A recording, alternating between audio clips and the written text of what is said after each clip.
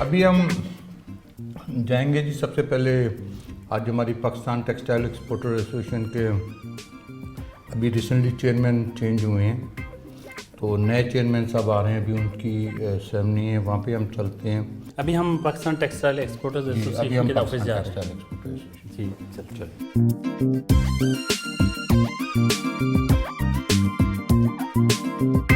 खान साहब, आप Pakistan textile exporters association के चेयरमैन रहे। टेक्सटाइल एक्सपोर्टर्स को किस किस्म के मसाइल दरपेश रहते हैं? एक्चुअली जब आप एक्सपोर्ट कर रहे हैं तो आप अकेले एक्सपोर्ट नहीं कर रहे हैं दुनिया को। दुनिया में इंडिया से भी माल आ रहा है, दुनिया में चाइना से भी माल आ रहा है, दुनिया में अपना बांग्लादेश से भी माल आ रहा है। यानी आपको हर जगह का कंपटीशन फेस करना पड़ेगा। तो कोई भी वहाँ पे बिजनेसमैन है, उसको जहाँ से सस्ती चीज़ मिलेगी उसने वो लेना है, अपना कंपटीशन वो करेगा। तो हमारी चीज़ों की कॉस्ट मुसलसल इंक्रीज़ होती जा रही है। यानी इलेक्ट्रिसिटी का रेट बहुत ज़्यादा हो गया है, गैस का रेट पहले तो अवेलेबल नहीं थी, अब अगर अवेलेबल है तो बहुत महंगी रेटों में अवेलेबल है, तो जिसकी वजह से हमें काफ़ी ज़्यादा प्रॉब्लम आ रहा है।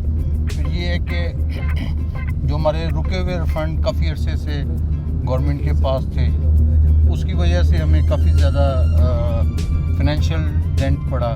2004-05 में कोई भी महकमा पंजाब गवर्नमेंट का, खा वो सोशल सिक्योरिटी है, खा ओल्ड एज है, कोई भी महकमा किसी मिल वाले को तंग नहीं करता था।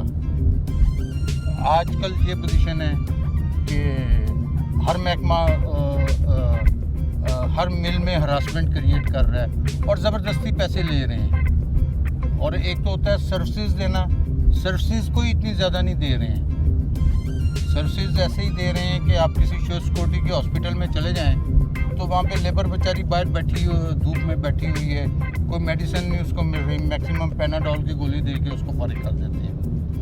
तो वो अब लेबर हमें ये कहती है कि जी आप सोशल सिक्योरिटी ना दें, आप हमें कैश दे दें, हम अपना ट्रीटमेंट खुद करा लेंगे। जिनको पेंशन मिल रही है उनको पेंशन नहीं मिल रही है।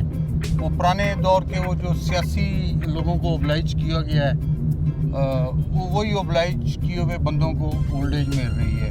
इसका अगर ऑडिट किया जाए ना तो बहुत सारे आपको ऐसे बंदे मिलेंगे जिन्होंने वर्क ही नहीं किया होगा। मौजूदा गवर्नमेंट से सनतकार कम्युनिटी और ताजर कम्युनिटी जो है वो खुश नहीं है। देखें आपके सामने, मैं तो इसका जवाब नहीं दे सकता। हमारी पाकिस्तान की एक्सपोर्ट पिछले साल की निस्बत तकरीबन 14% के करीब कम हो गई है। 14% not a small amount. Textile exporters ने बहुत से जाली रिफ़ंड क्लेम भी किए, ये बहुत बड़ा फ्रॉड सामने आया। तो ये क्यों करते हैं ऐसा टेक्सटाइल एक्सपोर्टर्स? देखें, जो एक्सपोर्टर है, जेन्युइन एक्सपोर्टर है, वो नहीं करेगा, वो अपना कारोबार करेगा। अब नॉन जेन्युइन बंदा, वो डिपार्टमेंट को भी पता है कौन नॉन जेन्युइन है कौन जेन्युइन है, हर बंदे को पता है। अब एक वकील साहब उठते हैं, फॉर एग्जांपल मैं एक मिसाल देता हूँ, जिन्हें लॉ का पता है, या कोई ऐसा बंदा, एक मखसूस ग्रुप उठता है, वो 2-3-4 माह अपनी एक डॉक्यूमेंटेशन तैयार करता है और पैसे लेता है महकमे से, और अस्सलाम वालेकुम वालेकुम सलाम। हमें 4-4 साल पैसे नहीं मिलते हैं और उनको 4 माह में पैसे मिल जाते हैं। तो इसमें किसका फॉल्ट होगा, आप खुद बताएं। एक मिली भगत से ये डेफिनेटली एक्सपोर्टर एसोसिएशन के दफ्तर आ चुके हैं। आइए।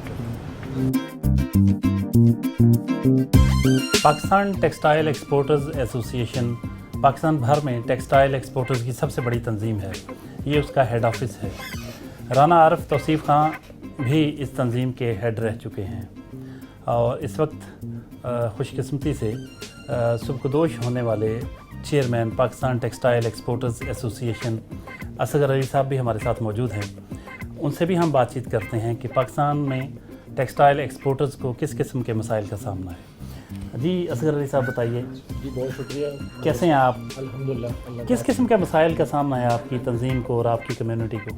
इस वक्त सबसे पहले तो एनर्जी का क्राइसिस है। आपको पता है कि आजकल फिर लोड शेडिंग भी बढ़ी हुई है। اور گیس بھی ہمیں جو مل رہی ہے وہ RLNG میں ابھی انہوں نے ہمیں کنٹینیو کی ہے، جو کہ پچھلے 2 سالوں میں ہمیں سردیوں میں تو بالکل نہیں ملتی تھی اور پورا سال ہمیں 33% ملتی تھی. تو اب RLNG ہے، لیکن RLNG کا ریٹ بہت زیادہ ہے. اس میں ہم اپنے ہی ملک میں کمپٹیشن فیس کر رہے ہیں کہ کراچی میں سسٹم گیس سے گیس آ رہا ہے، وہاں پہ ریٹ کم ہے، یہاں سے RLNG سے سپلائی آ رہی ہے تو یہاں پہ ریٹ زیادہ ہے. اس وجہ سے ہم بجلی اور گیس کے ریٹس کے فرق کی وجہ سے بھی ہم وائبل نہیں ہیں.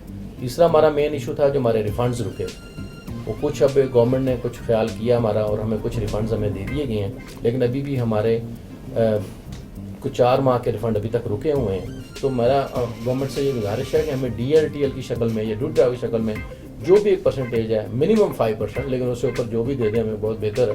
تو ہم چاہیے کہ ہمیں ایسے انسینٹیو دے تاکہ ہم اپنے ایکسپورٹ کو بڑھا سکیں. رانا عارف توصیف خان صاحب کے ساتھ ہم پاکستان ٹیکسٹائل ایکسپورٹرز ایسوسی ایشن کے دفتر آئے ہیں. ان کے ہیڈ آفس میں ہماری ملاقات تنظیم کے نو منتخب چیئرمین اجمل فاروق صاحب سے بھی ہوئی. ان سے بھی ہم جانتے ہیں کہ پاکستان ٹیکسٹائل ایکسپورٹرز ایسوسی ایشنز کس قسم کے چیلنجز کا سامنا ہے اسے. دیکھیں جی، یہ ہماری ایکسپورٹرز کی سب سے بڑی ایسوسی ایشن ہے، پاکستان ٹیکسٹائل ایکسپورٹرز ایسوسی ایشن. ایشوز تو بے شمار ہیں، لیکن اس وقت جو سب سے بڑا ایشو ہے ہمارا وہ کاسٹ آف ڈوئنگ بزنس کا ہے، ایز آف بزنس کا ہے. تو ہماری ایسوسی ایشن کا یہی کام ہے کہ گورنمنٹ باڈیز کے ساتھ ان سب ایشوز کو کوآرڈینیٹ کیا جائے اور ان کو جو بھی مسائل ہیں لوکل سطح پہ ہوں یا نیشنل لیول پہ ہوں ان کو ٹیک اپ کر کے اپنے ممبرز کے لیے اس کے لیے کوئی نہ کوئی فیسلٹی جو ہے لی جائے. موجودہ حکومت، اس کے وزیر اعظم اور وزیر خزانہ، ان کے بارے میں یہ تاثر بھی ہے اور بجا طور پہ درست بھی ہے کہ یہ کاروباری لوگ ہیں. تو ان کے ہوتے ہوئے آپ کے مسائل کیوں حل نہیں ہو رہے؟ بس یہی تو لمحہ فکریہ ہے کہ ان کے ہوتے ہوئے ہمارے مسائل کو فوری طور پر حل ہو جانا چاہیے تھا. ہم بار بار نوک کر رہے ہیں اور امید کرتے ہیں کہ ہماری جو ریکوائرمنٹس ہیں، ہمارے جو مطالبات ہیں، ان پر خاطر خواہ غور کیا جائے گا. بہت شکریہ اجمل فاروق صاحب، تھینک یو ویری مچ.